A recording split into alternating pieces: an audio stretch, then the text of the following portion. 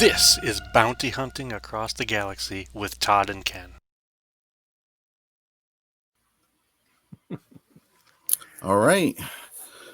Well, welcome, Ken, for our next episode. Good to see you, Todd. Yeah. All right. I guess we're going to get right into it. This episode, we're going to be talking about the Great Sith War, otherwise known as how the Mandalorians started butting heads with the Jedi. We'll talk about some of the characters and some of the stuff that goes on with the Mandalorian culture at that time, and some of the stories that go with it.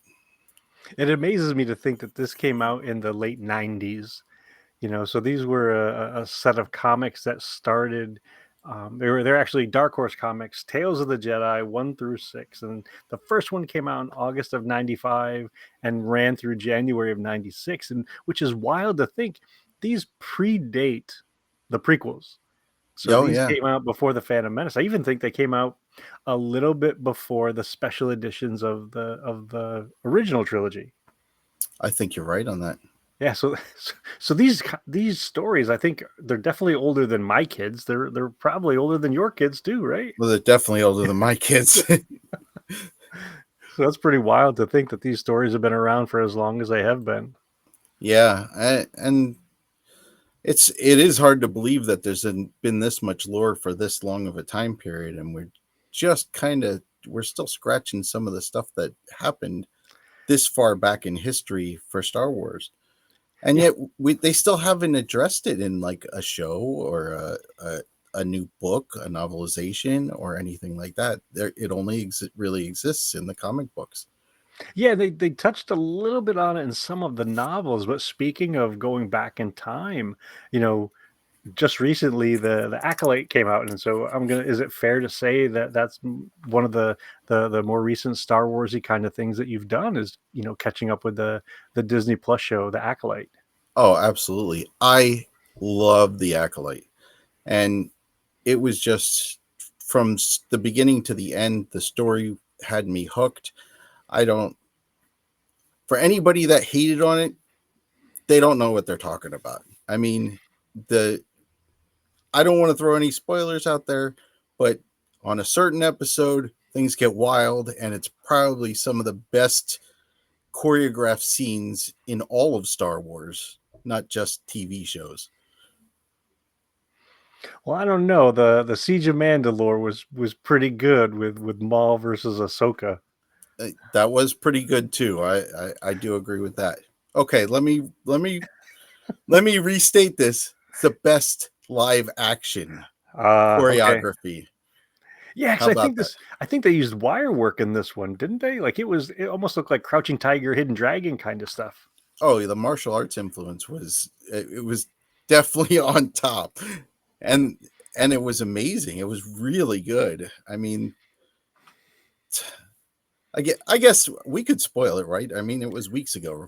Yeah, of course. I mean, we might as well just say out loud that we spoil stuff. And we don't, if you're listening to our show, this Bounty Hunting Across the Galaxy with Todd and Ken, there's a good chance that we may talk about a comic book, a magazine, a movie, a cartoon, a novel, a video game that somebody hasn't played, watched, or been involved with yet. So we're not doing this out of meaning to spoil anything. However, we just might. So we just want you to know that we're going to talk about all sorts of stuff. And please don't hate on us for spoiling, the Acolyte that's been out for a little bit of time now. Yeah, a couple weeks. Well, it's over a couple weeks now. So, but in episode 5, when the stranger pulls out the lightsaber and just goes crazy, and almost nobody lives through the fight. The dagger lightsaber inside the lightsaber. I mean, come on, this was like visual gold. I mean, they could have made a movie out of just that episode, and everybody would have loved it. Yeah, and they did some great camera work with that. They did some great wire work with that, and they managed to, in this set of fight scenes, because it wasn't even just a fight scene; it was several fight scenes that kind of connected together. They even threw in humor there, typical Star Wars humor. Right. Sure. When the bugs took the stranger away, you were like, oh, that's it for him. And then he shows back up with just a bunch of random bug corpses. Yeah, it was awesome, and I've talked about folks who hate on Star Wars before, and what I'll say in this regard, I feel bad. Like I feel bad that folks are, I wouldn't even say unable, I'll say unwilling to give themselves the gifts that these shows bring, whether it's looking at the new characters, checking out the amazing costumes, listening to the soundtrack, or working to connect the dots between what you see on screen and the other stuff that we know about, whether it's the novels, the cartoons, or whatever. There's so much that's possible from it, but some folks get consumed with the hate. They get consumed with, the clicks on their videos, the clicks on their podcast, and they trash it. And I feel bad. I feel sad for them that they can't enjoy it the same way, or they won't enjoy it in similar ways that we do. Yeah. Oh, I agree. I mean, I feel bad for him. I mean, you and I have both lived through the dark time when there's been no Star Wars. And that was rough. I mean, when we were just the original 3 movies were over and there was just nothing coming out and there was nothing to see, nothing to do. I mean, Star Wars was just that movie that we hoped was going to be on the Sci-Fi Channel or TBS. TBS, TNT, Yeah. right? Yeah. Even with the commercials, we'd sit there Thanksgiving Day. Aren't you going to watch the parade? No, I'm watching Star Wars. Yeah, the priorities, man, priorities. So, yeah, I mean, the fact that we have as much Star Wars out now as we do is a gift. And anybody that doesn't see it that way, they need to go find a new hobby or something.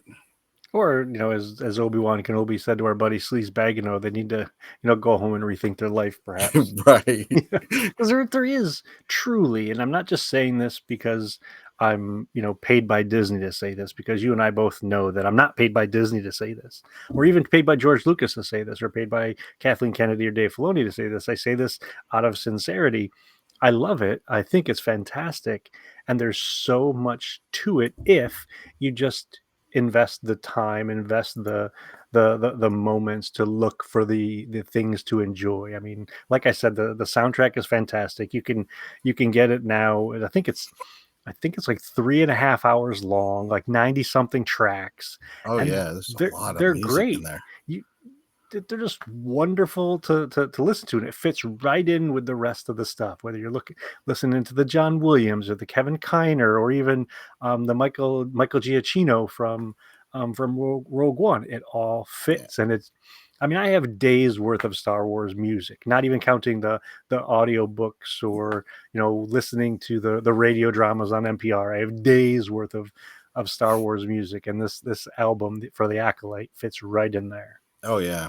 Yeah. I mean, I don't have a lot of audiobooks, but I do have all the soundtracks saved on my phone, so I can turn them on pretty much at any given time. Yep, and you just it for me it just connects me to the moment, and I love it. I think I've watched the Acolyte from beginning to end maybe 4 times now. Watched it episodically with Heather, which I'm going to say out loud. I was a little frustrated while I was watching it because as I'm getting into the episode, it would fade to black, and I'm like, wait a minute, what? How can you end this episode right there? There's so many questions I have. What is that thing? Who was that? What's going on? And then they pick up for the next episode. And I did spend one time watching it from beginning to end, all episodes, and it was fantastic. Yeah, that's my next thing I want to do. I want to watch them back to back and see if it changes the experience. I haven't rewatched them yet, just because I haven't really had time to sit down and do it. But that is on my list. I want to sit down and watch them all. Well, you've probably been trooping now that you're official Mando Merc. I have. In fact, we got my first OM convention just on Saturday. That's awesome. We had a good time. It was Lehigh Valley Comic-Con. If anybody from there's listening, I can't guarantee it, but I can hope. But it was at Lehigh Carbon Community College. We had a good time. We had three guys in suit, and we got out. Not only did we run our area, we went out. We did some pictures, tons of pictures. We did some videos. Uh, it was a blast. I mean, I I don't know if it was just the day, the weather, because I mean we got out of those big storms and it was just clear and nice, and we got outside and we just took pictures and stuff like that, and but everything was smooth, like everything fit nice, everything rolled nice, everything. Before I knew it, the day was over, and I was tired when I got home, but I wasn't tired there, you know. Well, you So get in the zone, and I'm gonna guess. I'm just, please tell me if I'm putting words in your mouth, but there is something special about gearing up, getting yeah, your kit on, putting your helmet on, and then walking from the dressing area out into the space in character. yeah, there definitely is. It's almost liberating because you can be whoever your character is. You're not Todd from Bounty Hunting Across the Galaxy. I'm Cypher Nim, the bounty hunter, and or the Mandalorian, and that's who I am. That's my character on when I'm in costume. So, and I don't have to be. I don't have to. Nobody knows who I am unless, of course, they know who's in the armor. That's the nice thing about the mask or the helmet, I should say. Um, and it's a lot of fun just getting out there and dealing with the kids and even the grown-ups that are like, hey, can I take a picture, good job on the armor and stuff like that. I mean, it's definitely exciting, and it goes by so fast. It's like I Those took are just my the taller kids. yeah. Well, Well, true. depending. Yeah, I took Logan with me, and like he came and helped set up and got everything, got everybody, helped everybody dressed up, so he's officially a handler for one show. Um, and now he's talking about doing a costume. He's not going to do a Mandalorian, but he's going to do something, Okay. and we can work on him. He's big into D&D right now, so like really big into D&D right now. So he wants to make a cultist type costume so that he can wear and go to all the conventions with me. Well, who knows? Maybe the cultist looks close enough to a smuggler or to a pirate or something like that. So it'd be a matter of changing a couple things, and boom, he's a Star Warsy character. I told You him know. all he needs for what he's explaining, all he needs is a red lightsaber and he could be a Sith. See, yeah, even better. So in one costume he's carrying a bastard sword, and the other one he's carrying a Sith sword. Right? And throw in some lightning or something. Yeah, that's awesome. Yeah, so he's real excited about that. All right. So, other than that, I have been working on my Shatterpoint miniatures, slow and steady. They do take a little bit of time, but when I sit down and I can, the nice thing is they're like in groups of three, so like it's a character and two little guys. So I paint them as a group, and I did finish Gar Saxon and the Maul Super Commandos. So those are done and in the box, and I'm working on some more droids now. So what are you up to now? Like a dozen that you have painted? I have. Let me see. I have three, four, five. About 11 or 12 at this point. Okay. So I've been waiting to do all the main characters out of the box set until I was done with all the troops, until I was like comfortable with the models. So, but there's 4 main characters in that one, and of course, for my birthday, which was just a couple weeks ago, I got 2 more boxes. So I got Count Dooku and I got General Grievous. So, Nice. so And are I've you got following the same painting rules that you got to have at least 3 colors on them before you can put them on the table? absolutely, that's standard in the house, and that's what I run off of with my podcast. So If they're not table ready, they're not ready to go.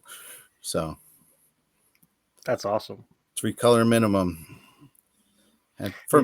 for me, it's much higher than that. But Well, once again, minimum is the basic. So as long as you got 3 on there, but if you got 6 on there, 7 on there, depending on the character, yeah, all the better. And I yeah. haven't been working on any other Star Wars costumes, but with the Alien Romulus coming out, Heather's been putting a Colonial Marines costume together. So one of the things I got her for her birthday, which just happened last week, was I got her a pulse rifle, and she bought herself the smart gun, that really long gun that they had Oh, in really? Aliens. Oh, Yeah, that's so she has awesome. that, and we're working on putting the bits together. We said that we're gonna, set aside a couple, either nights or weekends, because it's a 3D print that's in, it's a puzzle for adults. And you Yeah, gotta, sand it down, glue it all together, then paint it and everything. So she'll work on one thing, I'll work on the other thing. But I think it's really cool that she, in addition to wanting to put together a Bo-Katan costume, that she wants to have something for Aliens as well. that's awesome. That's a franchise I could get into. Yeah, she's super excited. We already have tickets to see the movie twice this weekend. Wow, that's Yeah. awesome. I grew up with Aliens again, like Star Wars. I actually watched Aliens on Christmas Eve in 1981, I think, when it was on HBO. So that was my introduction into the Alien universe. Was for Christmas. Yeah, of course. It's a gift that keeps on giving. Yeah. So I'm kind of excited about the new movie too. It looks really good. Have you fallen into the popcorn bucket trap yet? No, Okay. no, I don't. I haven't been to the movie theaters enough times recently to dive into the extravagance of it. So Yeah. Well, we've traveled around and been to several. The movie hasn't even come out yet, and we already have 2 popcorn buckets and a cup. I like that it So looks like the alien head. yeah, exactly. That Yeah. it's kind of cool. Yeah, and there's 2 different versions of it. There's one that's available through Cinemark, that chain of movies, or movie theaters rather, and then there's one that's available through Regal. Oh, And of course we went to different theaters to get different popcorn buckets, because that's what you do when you support the fandom in the household.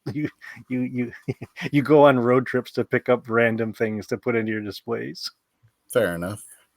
I And mean, what's the difference between the two? Just the uh, way they look, or well, one of them has a neck, the other one doesn't. One of them's teeth are kind of metallic silver, the other ones are white. So they are pretty distinct. They are pretty different, even okay, though they're both xenomorph heads. right, And when we saw them in pictures, we were really concerned about which one we wanted to get. But then when we saw them both in person, they're both equally cool. They're different, but they're still equally cool. And very on the cool. bottom it's printed, Alien Romulus 2024 and stuff Right, like that. So it'll just add to the Schmaug bounty of fandom items that we have around the house. Next to our Grogu's and Jar Jar Binkses and stuff like that. right, right. Yeah, I know how that is. I mean, we're fandom here, so we've collected quite a number of D&D books in the last 6 months, and because we can't play with just the main 3 for some reason, but you know how that goes. You bet. Even if you're not going to use it in this campaign, we'll use it in 4 campaigns from now. Yep. And there's a new character. There's one character that I want in this book. It's only available in this book, so we have to get the $40 box set that it comes in, and now we have all this extra stuff with it. But One it's of the okay. things that I love about those books is oftentimes they have the drawings of the characters in them, Yeah. and those drawings are great suggestions for cosplay poses. Oh So yeah. you can flip through them depending on the weapon that you have or the kind of character that it is. Maybe it's a pirate with a little bit of an attitude. You can pose like that character and say, Like that. yeah, exactly, 1,000,000% yes. Like Like it just because the artist captures them in such a dynamic, exciting way. Why not recreate that pose with your costume, with your character? And the Yeah, people that are seeing you pose like that, they don't have to know that you got it from a D&D book of a mage holding, some sort of a spell book or something. It's just that's you with a blaster or something. that's such a great idea. I wish I thought of that before today. Well, we could just call it a show. Let's go practice our posing. Right?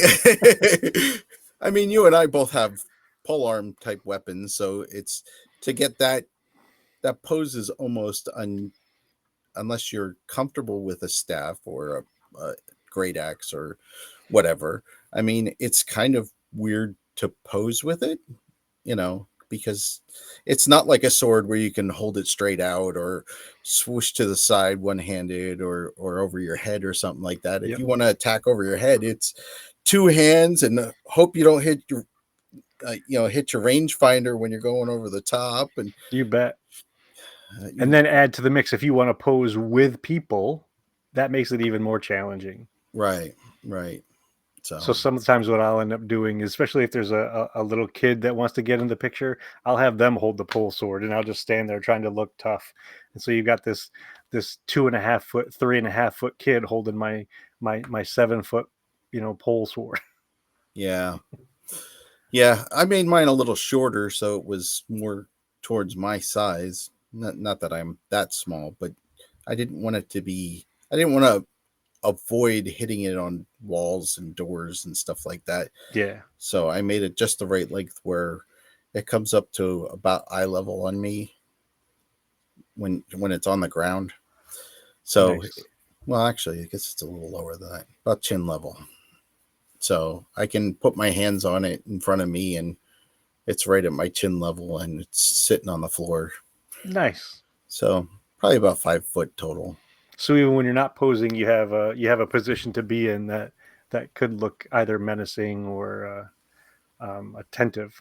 Right, right, Yeah. And precisely. in some ways too, it's also a little bit relaxing to have that position rather than let your arms dangle with the gauntlets on and the gloves on and all that stuff. My favorite part about that is when I'm walking through a con and there's a bunch of people. It's almost like a blind person's cane. So I know where I'm walking and I don't step on anybody, but All right, that works or too. hit Yeah. tables or you know, because Especially if your visor gets fogged up. right, right. Yeah, I was gonna say sometimes you see the con through the you know just through slashes. Nice. So when you started off, you said we wanted to talk about the Great Sith War. So what do you got for us tonight? Let's jump into all that goodness.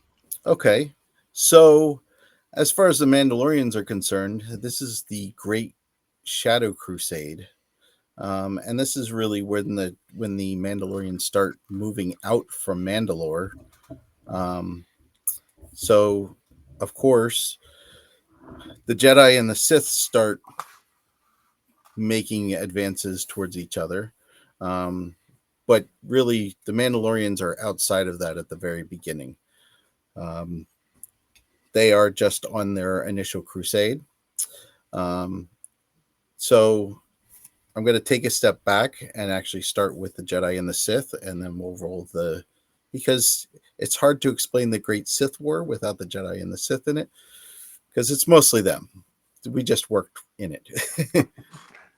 We um, stepped into the mix. right. But I did want to just kind of put that in there. This is where we started. The Mandalorians started their Great Crusade from Mandalore into the expanding universe around them. And this is thousands of years before the prequels, right?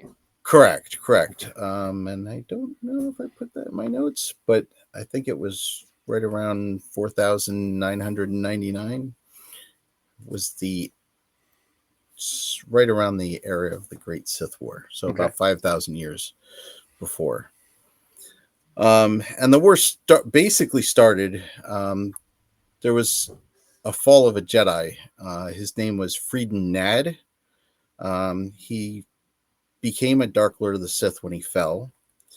And the Jedi decided to come and stop Nad from falling or from becoming a Sith Lord on the planet of Onderon, which is not too far off from Mandalore. From there, the Krath, who was a secret society of aristocrats, they used Sith knowledge from what Fried and Nand learned to reestablish the Sith as a power on Onderon. The Republic again went and curbed the power of the Sith, tried to curb the power of the Sith, but were defeated many times. So Jedi Knight Ulic Keldromo, and I may not get all the names right. I'm just reading them. It can usually be pronounced more than one way, so you're doing fine. Okay. He decided to infiltrate the Krath to try to destroy them from within. And see, to me, this is a fantastic example of how evil doesn't necessarily have to have special powers. So this secret society that you're talking about, they didn't, from what I remember, from what I understand, they themselves couldn't manipulate the Force.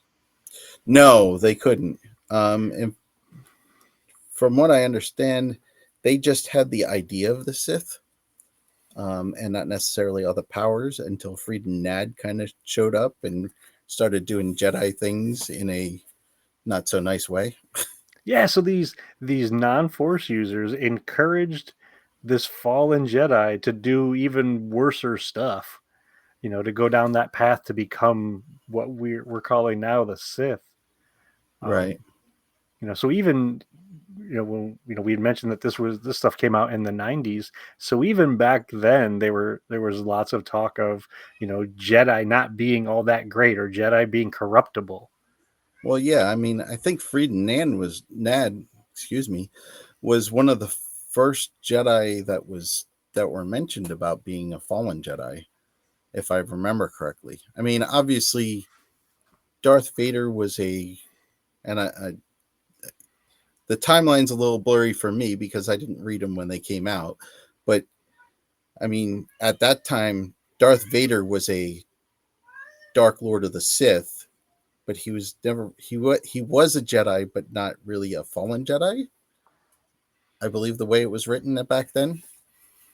Yeah, and this is also a great example. So these came out in the 90s, so we're talking 20 plus years, roughly speaking, from when the original trilogy came out. So even at that time, in our time, there was efforts to go back in time to tell these origin stories or historic stories to help fans like us understand how the Jedi and the Sith came to power, and all of the inner workings and inner battles that they experience, and included some wild things, whether we're talking about spaceship designs or costume choices and even abilities. There were some Jedi and Sith abilities in these comic books that if a person who's a Star Wars fan today was reading, like, I never knew they could do that sort of stuff. Yeah. Oh, yeah. I agree. I mean, there were a lot of Jedi powers that came from the comic books that, of course, we see in the movies. Well, even the prequel movies, and even more so in the sequel movies, that they didn't exist. Nobody really knew. It wasn't a thing until they put them out in the comic books. Yep.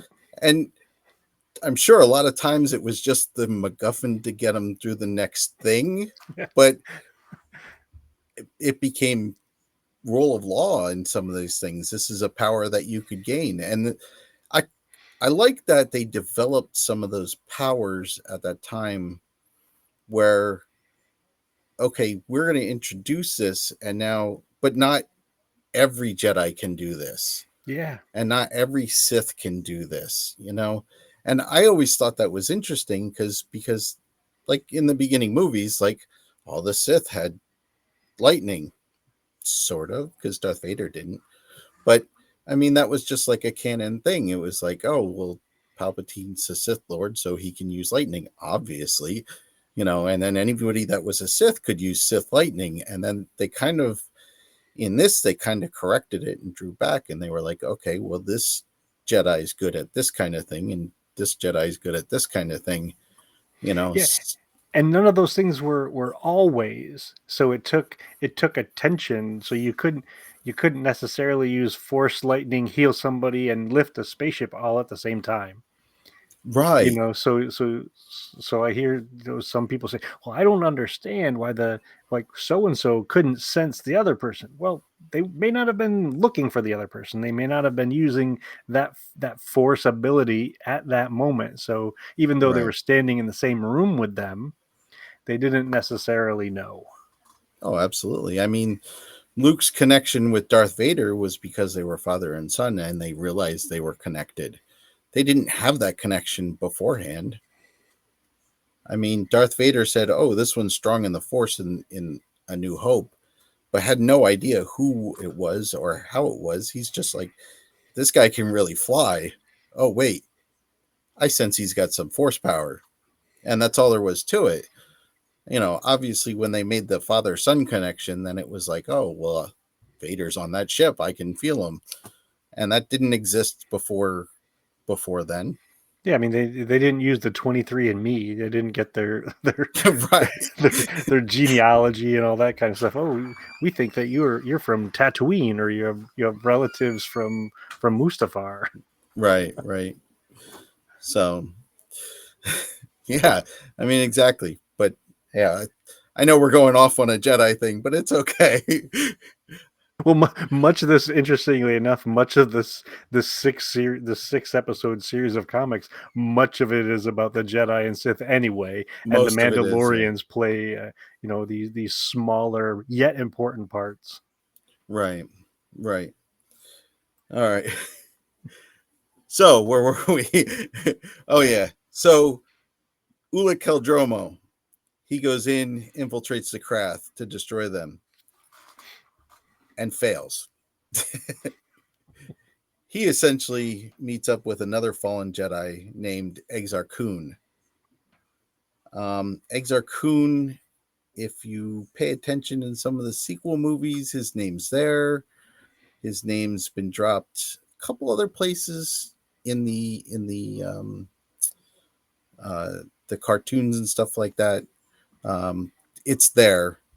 It's one of those things like you got to watch for it, and almost like you got to almost know who he is in order to know that they're mentioning him. Um, but he was another fallen Jedi. So again, now we're down to 3 Jedi that fell in the beginning of the story. Um, and the two of them basically tag teamed and teamed up to go against the Jedi and fight them off. Yeah, because even then, these fallen Jedi were convinced. They convinced themselves and others that the Jedi weren't doing things the right way, quote unquote, the right way. Right, It was the Jedi that were wrong, and these fallen Jedi had the way. They knew what should have been done. They knew what steps should be taken.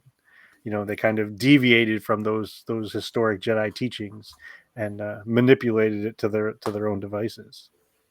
right. And I'm like, I feel like the same way that it was like in the prequels. Like they knew that something was wrong with the Jedi, and they didn't know what it was, and until they learned a different way, and then they're like, "Huh, these guys are kind of stagnant, and we need to move on, and we can do things a better way and make the galaxy a better place." It's kind of the way things work sometimes. Yeah, especially with any kind of organization, whether it's a business organization, a government, or even a religious organization like the Jedi were. Yeah, They were practitioners or believers in the Force. Um, they're not always perfect. They're not always correct, even though they've led themselves and others to believe that they are. And when you have people that get disillusioned, or folks who take these teachings and go to an extreme, that's when you got some real trouble brewing. In fact, you've got a group of people who build a war out of all of this stuff. right, right.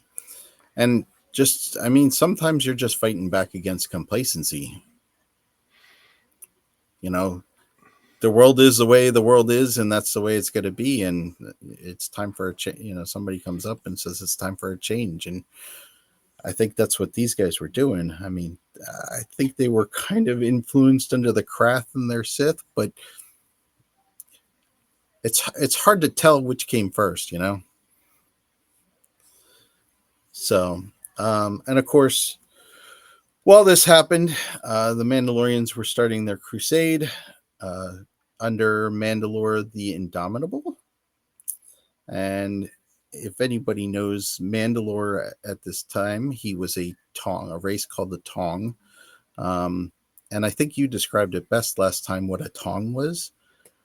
Yeah, so they've got these like triangular faces, um, and they they built their armor to compensate for that, or to cover that, to protect it accurately. That's why you end up having that T visor and everything, because of that's kind of how their physiology was.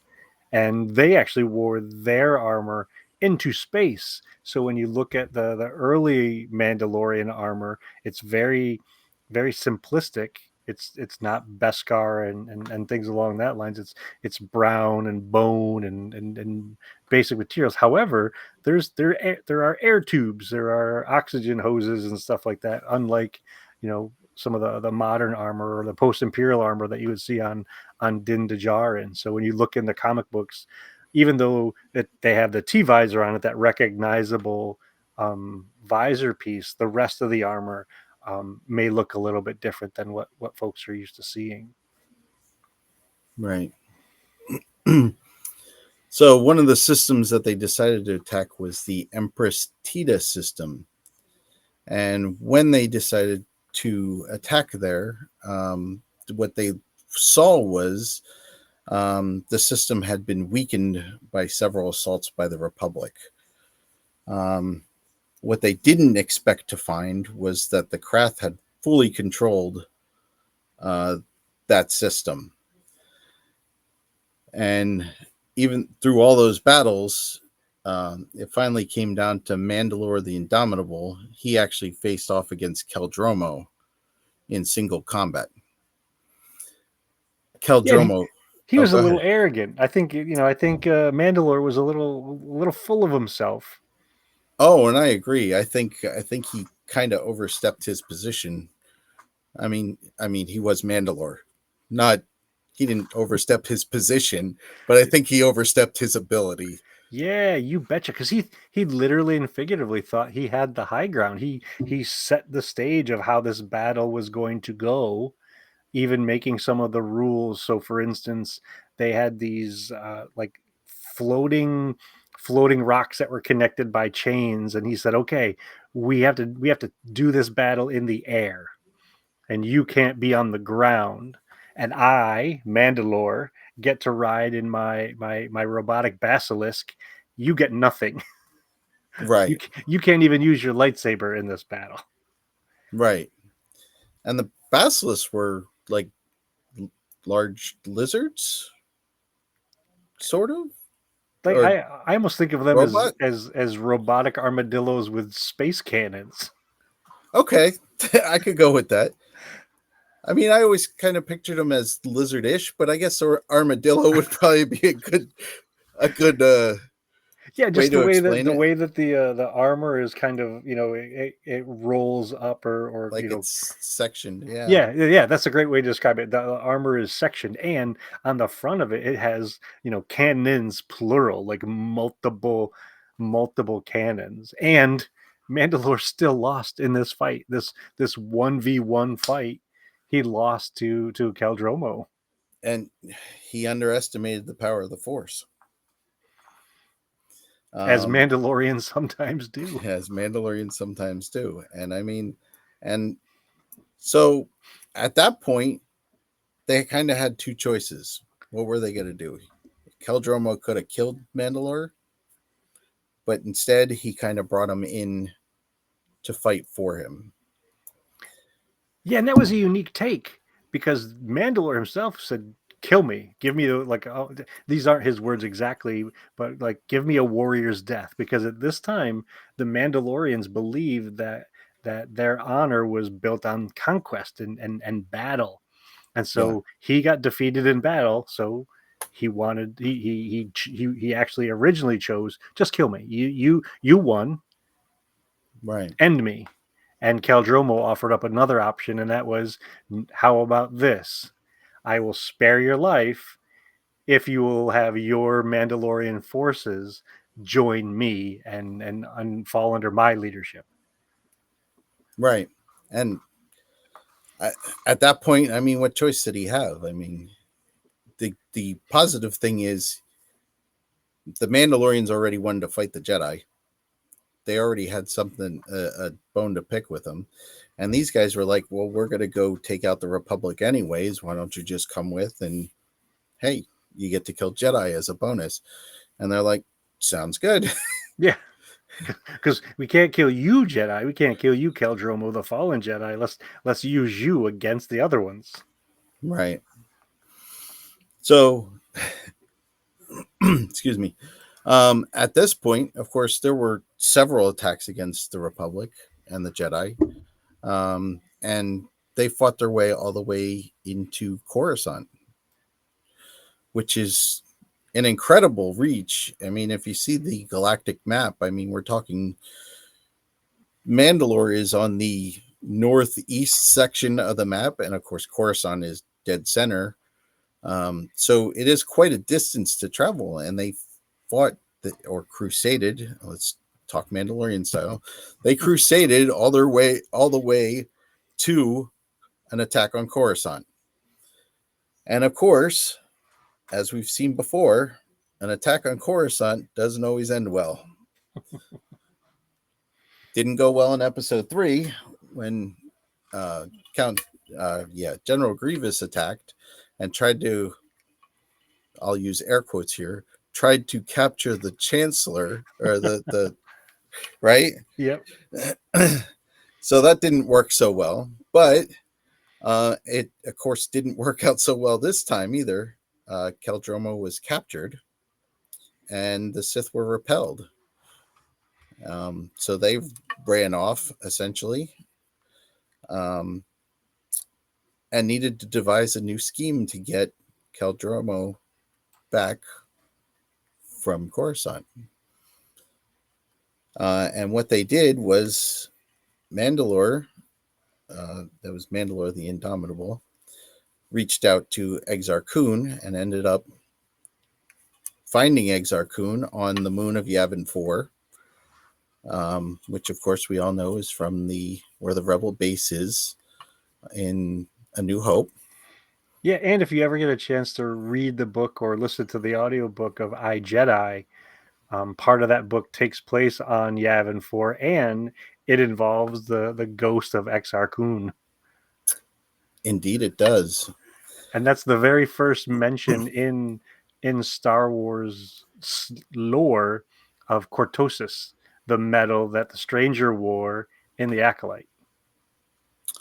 That's true. It is in there, isn't it? And it's short. It's like it's a very brief mention, but it is the first mention of this material that's able to short out a Jedi weapon. Oh, I forgot about that. I thought that was in the Thrawn trilogy, though. When that it is, and it originally came up in I, Jedi. Oh, okay. Yeah. Okay. And it's interesting here because another thing that I think is interesting. So you got Mandalore, who's leading the Mandalorians, who joins forces with this fallen Jedi. When that fallen Jedi loses, instead of the Mandalorians leaving, they sort of do the honorable thing and say, "Hey, how can we rescue this guy? How can this guy who's sort of our leader, our other leader?" And so they go to join forces with this other fallen Jedi to potentially save Caldromo. Right. Because they could have just gone back to Mandalore and say, "Let's start over. Let's crusade in another direction." But no, nope. Right. Let's go this way. The weather's just the road's much easier this way. I don't know why we keep going that way. Like the Coruscant is the grand prize that everybody wants a piece of. Oh, it does seem that way. I don't think it's all that.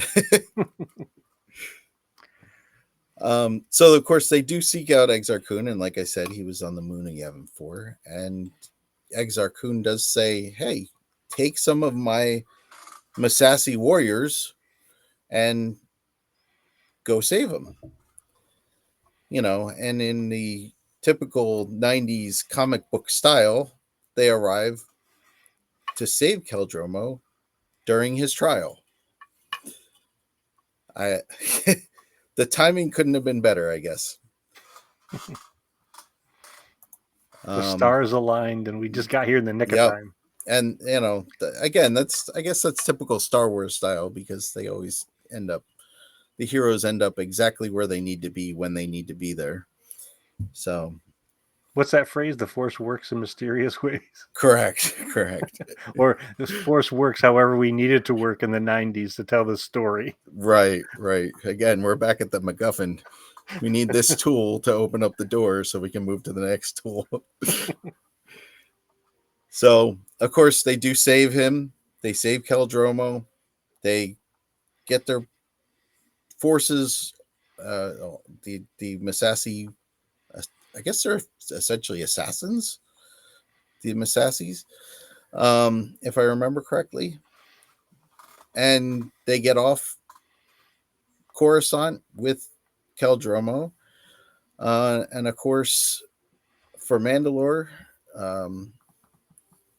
he gets the honor of leading the Mandalorians and the Sith warriors for an assault on Onderon, while the rest of the Sith forces attacked Ossus. And that's where the stronghold is of the Jedi at that time. So they're not on Coruscant. They're on a planet called Ossus. So the Mandalorians, of course, they fight a great battle. In the end, though, the Jedi fight them off of Onderon, and they retreat onto the moon of...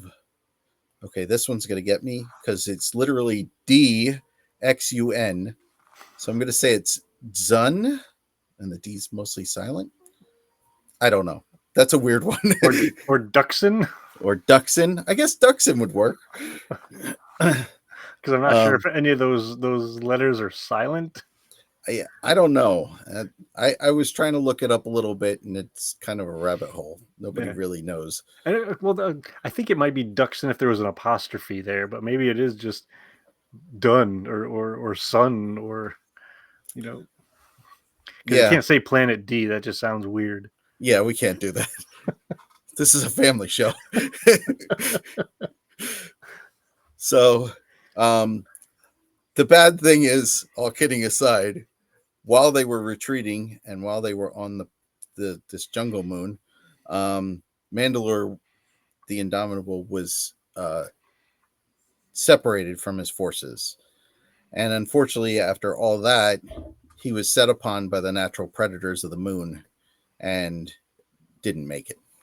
Yeah, so this guy, this Tong, who's the leader of the Mandalorians, he couldn't beat Keldromo, led his troops into other battles, lost those, and here on the moon is attacked by giant beasts and loses. Yep. Like, when I say lose, I mean he's killed by these. Sorry, I probably should have said this again. Spoiler: Mandalore doesn't make it out. No, he doesn't make it out. Yeah, he's killed on this moon, and somebody shows up and snatches his mask and says, "I'm now the leader." Yeah, and at that time, that was the Mandalore way. I mean, once you had the Mask of Mandalore, you were Mandalore. Which is interesting, because if we look at current canon, the more recent stuff, we'll go as far back as the Mandalorian. You led Mandalore by winning in combat, and you got the dark saber. Right. Even if somebody gave you the dark saber, you couldn't rule because you didn't win it in combat. This is just a really great game of finders keepers. Yeah. And so sorry, dude, you got eaten by a beast. I take your mask. I'm the winner, and I get to rule Mandalore. Yeah.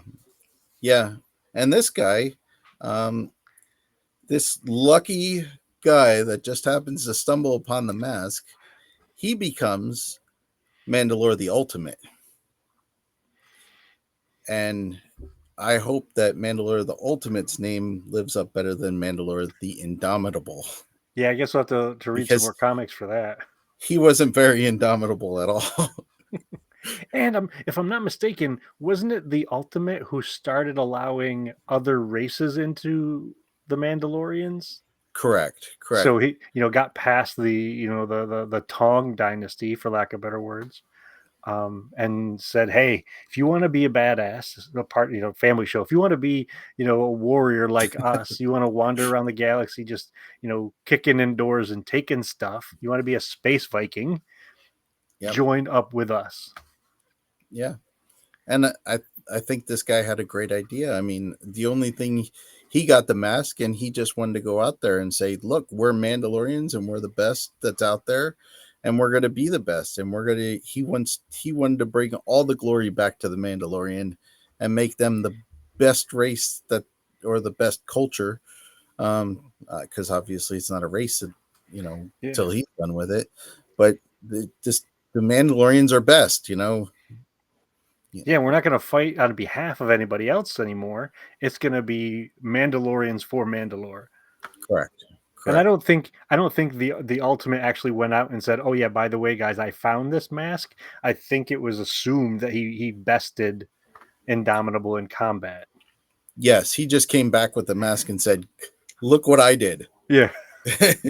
Yeah. I don't need to tell you all of the details. I don't need to let you know that he was already cold. Never mind the teeth marks in the mask. Yeah. Yeah. This is not the animal assault you're looking for. Right.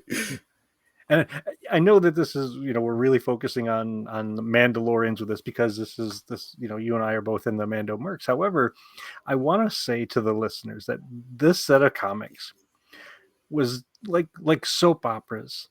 I mean, there was lovers involved. There was deception and betrayal involved. There was, and when I say lovers, we're talking Jedi. So this is before the time when, the Jedi were not allowed to have attachments and things like this. So this was a different time in Star Wars.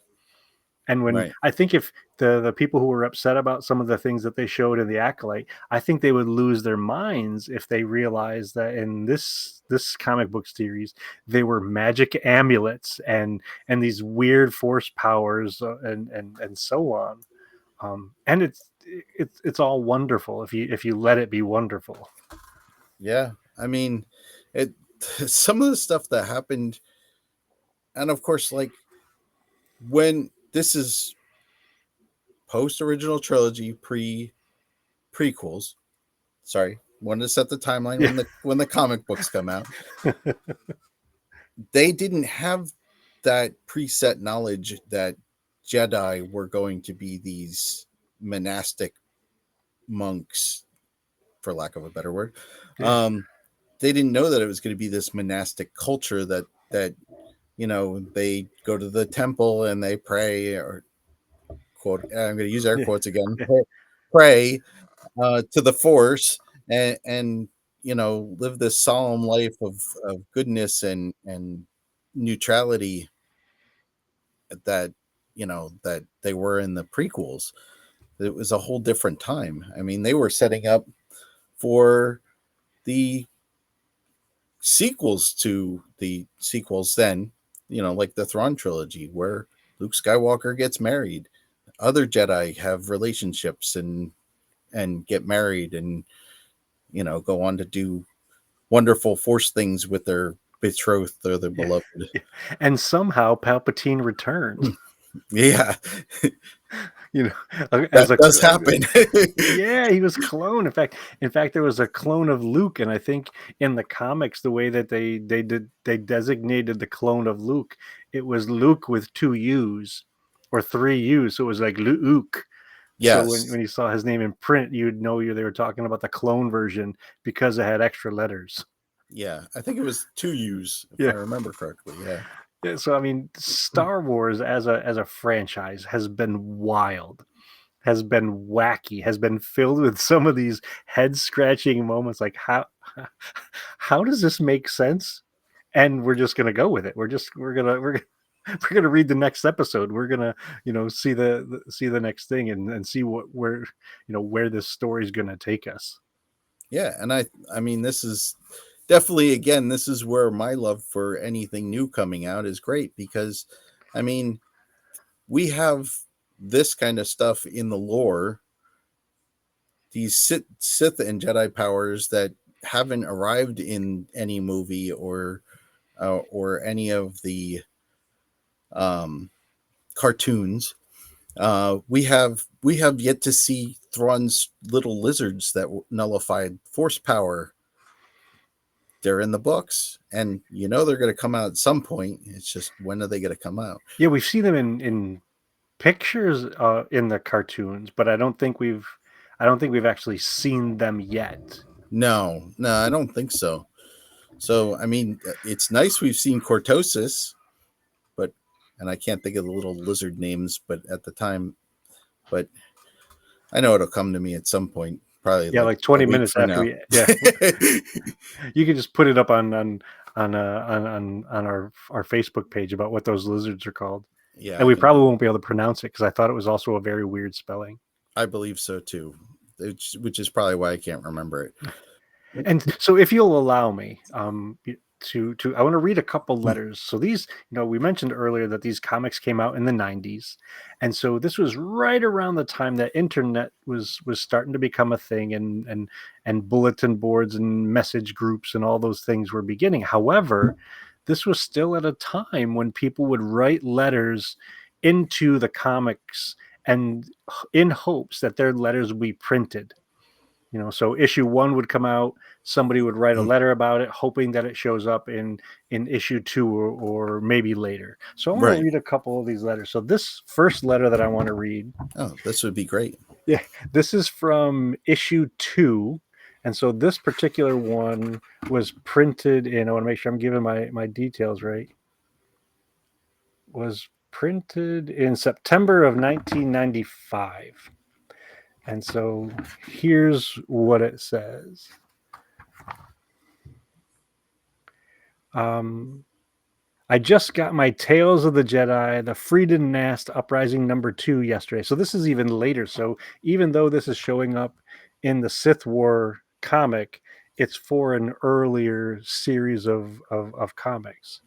Okay. And I feel that I just got to write to you. I'm sorry to say this, but I'm fast losing patience with your Star Wars line. The Freedom Nast Uprising stunk. It really did. If you've read any of my previous letters on TOTJ, which is Tales of the Jedi and Dark Empire, you'll know that I've got a big grumble about Tom Vetch's overly melodramatic script. He's gotten worse. Nearly every line of dialogue seems so trite, so corny, so unreal. Way too much wordplay on light and dark and the Force. I know they're the central themes of this story, but why did everyone have to overuse those terms so much? It wasn't just the dialogue either. A lot of it was the story itself. Like, what's the deal with Warb Null? And you and I both know that Star Wars names are strange, and that's another strange one. Warb, WARB NULL, Warb Null. He's like the captain of the Naddist forces, King Omnin's right-hand man, and he bites the dust in the first half of issue #1.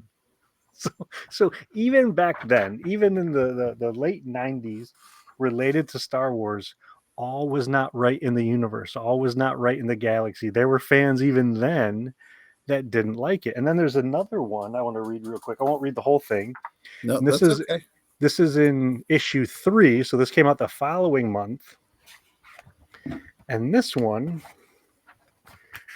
these letters are usually tucked into the back. Well, what can I say? The Dark Horse Star Wars team has once again proven their ability to tell a Star Wars story with the same skill as the saga's creator. Beginning with Dark Empire, you guys and gals have been the leaders of the Star Wars revival and have exerted every effort to keep the saga alive. The Star Wars Tales of the Jedi, The Sith Wars, is a very welcome addition to an excellent series of Dark Horse Star Wars comics. Where is it? With the intriguing storyline and nicely scripted dialogue that we have come to expect from Kevin J. Anderson, and of course, the wonderful cover art by Hugh Fleming.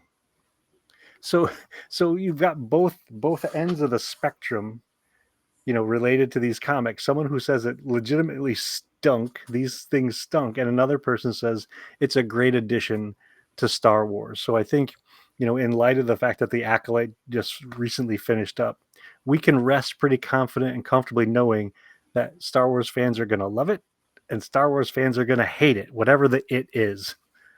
Look, as Star Wars goes, everybody that likes something as much as we like Star Wars, you're very passionate about. And sometimes when you get passionate about something, you expect something out of your, let's say, partner. And sometimes that partner doesn't deliver the way you wanted it to be, even though it was good in one sense. It's still not what you hoped for. But you got to remember, if you were writing the stories, all of this would be different. Yes, exactly. And if you and I were writing the story about the same characters, it might be on different planets. They might have different abilities. They might have different costumes because your versions of things and my versions of things aren't the same. And it may not match up with what Doug Chiang or Leland Shee or even George Lucas himself would have put together. Right, right. I mean, I couldn't have written these stories. There's no way. I mean, I have a lot of ideas up in my head, but I couldn't have come up with Star Wars. It would have never been the same. And it certainly wouldn't have been as huge of a success as this is. Well, in this set of comics, there was a Groot-like character. There was a Jedi who was like a tree. Really? Who sacrificed himself. So Exar Kun was raising one of the Jedi temples and trying to get the lightsabers that were there. And so this tree-like Jedi grew himself around the lightsabers and let the whole planet be destroyed with him around the lightsabers just so that Exar Kun couldn't get them. Wow. There was a Jedi Master that looked like a dinosaur. Him I remember. Yes. So this stuff is weird. Yeah. And it's wonderful. I am so incredibly glad that you suggested that we do this episode. It gave me a chance to go back to these comics from the 90s and read through them, even though now I have to use a magnifying glass to read some of the script and everything like that. It was so much fun. It was a great treat to go back and read this stuff, to really realize how wacky and wild Star Wars can truly be. Yeah. Yeah. It's some crazy stuff if you think about it. And I know there's a lot of 90s pizzazz in here, and it's not really the same type of story that people would expect today. But this was also 30 years ago when it came out.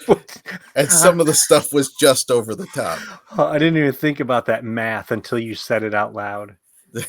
Yeah. I'm sorry, Ken. That's pretty funny. Oh. Yeah. Let's see, 95, I was in college. Yeah, that's pretty funny. Yeah, I was just working. I hadn't actually gone back to tech school to do what I do, so yeah. I didn't do that till 96. Yeah, you had to measure it for us, didn't you? Thanks a lot, Todd. I appreciate that. Well, I got to keep it real. So what do you think we want to share with the group next time we get together? This was a wild one. This was pretty involved. I mean, this was 6 crazy issues of the Tales of the Jedi comics. Do we want to focus on a character or? Why don't we do that? Why don't we grab a character and just run on their backstory? Okay. Any suggestions? Well, I mean, there is Jango. We could do Jango Fett. Okay.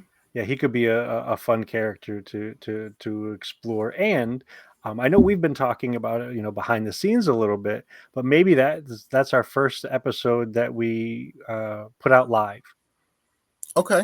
Yeah, so we'll I put a little bit more effort in behind the scenes to get everything ready. We'll set up our YouTube channel so that when we post it, we can post it live on Facebook and live on YouTube, so that okay. folks can not just hear our voices but see our pretty faces as we talk about all this fun Mando stuff. Yeah, that sounds great. I think that would be a great idea. So when you're not on bounty hunting across the galaxy, where else can everybody find you? So I'm on the Table Ready podcast. We talk about Warhammer and other tabletop games. The last episode that I did, I actually interviewed my son, and we talked about how he got into the game. And the next couple episodes, I think we're going to mix it up between some more Crusade games, and I'm going to have some more of my group on to interview them and get them on and get their take as to why they play the crazy game of Warhammer. Because you guys have been playing it for years now. 95 right around 95 years? Yeah, so I'm got almost 30 years into it. That's really funny. Thank my cousin for that. So yeah. And I just don't know how to give up a hobby once I get into it. So and I'm also on Lake Clan Legends, where I play Dungeons and Dragons with my two sons. This week, which will be coming out, well, I'm going to try and post this Wednesday, Thursday, something like that. So either the same day or the day before, Logan decided to start his own campaign. So we played session 1 of his campaign because he's got some stories nestled up in his head and needed to come out. So I'm playing a rogue, and my other son is playing what is he playing? He's playing, I don't remember. Do any of these campaigns involve jesters? At this point, thankfully, no. Okay. But I'm sure they could. Yeah, because I'm just wondering if a jester or a traveling band of bards show up and sing songs and or hypnotize you, stealing all of your stuff. Well, it's a possibility. We are in the campaign that I am running, which is the original one. They're about to face a dragon for the first time. I think I actually said this last time, but the story has kind of veered a little bit, and we got a little sidetracked. Plus, we play other games, so we were playing some Baldur's Gate online with the three of us, and we played something else. I know we played something else, but I can't think of what else. So you guys are just having fun all the time, is what you're saying? That's what we're trying to. Yeah. We try to take like a Saturday evening and just we play something and record it, and we actually put it on Twitch now. So if you want to watch us live, you can watch us live Saturday, or you can watch the recorded version on YouTube. Yeah, and that stuff just gets saved for the universe. So there are going to be people watching you guys for eternity.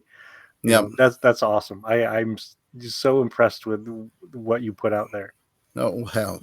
When I'm 80 and don't remember who my kids are, I can watch YouTube and remember what we did. So. Well, that's why I have so many things with my name on it to remind myself of what my name is. Yeah. I just have to make sure I use the right name because I've gone by so many nicknames over time. So same here. So when I'm not hanging out with you recording episodes about the Mandalorian, on Wednesday nights we fly on the inflatable Falcon. So it's Mike Hinton, John Scalise, myself, talking about all sorts of different stuff, Star Wars. And then I also have the Rambling Star Wars Fan, and I'm getting ready to, hopefully within the next week or so, get my Point Counterpoint episode together. I've been talking about it enough that I think it's time to just push record and put it out there. And so what I mean by Point Counterpoint, there's been a lot of flack lately with Star Wars, and as we just read in some of those, or as I just read in those articles, those letters, it's been around for a long time. But what I'd like to do is have a virtual debate with some of these people, because I don't think they'll ever join me on a show to talk back and forth. So I want to mention what they say. Some of their things are are just differences of opinion. They might look at the same thing from another perspective, which I think is fantastic, and we talk a lot about that. But then there are some things that they say that are just downright mean, and nobody checks them on it. Nobody debates it with them. Nobody says, hold on, time out, you're crossing a line. They just say these ishty things, and for lack of better words, get away with it. And so what I want to do is put some of that stuff out there to let them know, and other folks that are listening know that there are other sides to this. There are other perspectives to look at. And just because this YouTuber said this thing doesn't necessarily mean it's the only view, or it's even the right thing. So I'm going to put that out there in the next week or so, and that'll be on the Rambling Star Wars Fan. Sounds good. Yeah. So once again, man, Todd, you did a great job. Thank you so much for recording with me tonight, and for all of you listening, thank you for joining with us tonight, bounty hunting across the galaxy with Todd and Ken. Have a great night. Yep, you too.